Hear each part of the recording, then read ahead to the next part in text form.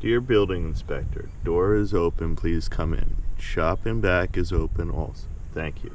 Janice Badkin.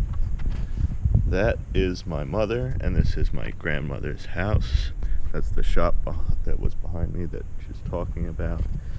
And why is the building inspector coming to the house? The building inspector is coming to the house because the house needs a CO. It had some open building permits from the 60s, I think, when they put an addition onto that shop over there.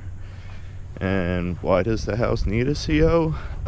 Because we are trying to get a $100,000 home equity loan on the house. And why do we need a $100,000 home equity loan on the house? Well, I need the money so I can build or buy my manufactured home to go in the mobile home park up the street. And nobody give you a mortgage for a mobile home that's in a flood zone. And are we in a flood zone?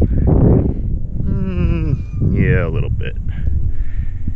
All these houses along here, they were built years ago, back in the 50s.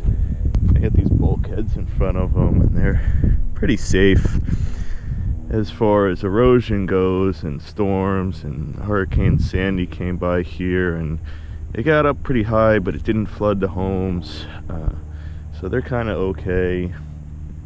But the mobile home park was a little bit of a different story. I had just inherited a house in the mobile home park, and it was an old trailer. It was a little bit lower elevation by just a couple feet, and wouldn't you know, it flooded. So, flooded in Hurricane Sandy only 2 months after I inherited it. It was the house that I grew up in. It's a little mobile home, little trailer.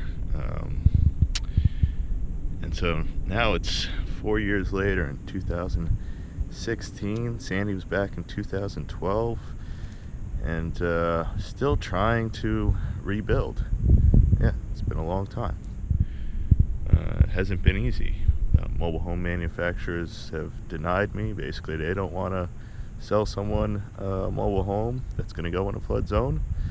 HUD housing has got all these new regulations. They got to raise the mobile home about 8 feet off the ground. Doesn't make it very mobile anymore, but that's still technically considered a mobile home. And after Hurricane Sandy, you had New York Rising, which was $1 billion that New York State borrowed or got as a grant from the federal government to help all the people whose homes were flooded. And wouldn't you know, they also won't give you any money for building a mobile home in a flood zone. So, am I crazy for still wanting to do it? Well, that's yet to be determined. But wouldn't you want to live here? I think so.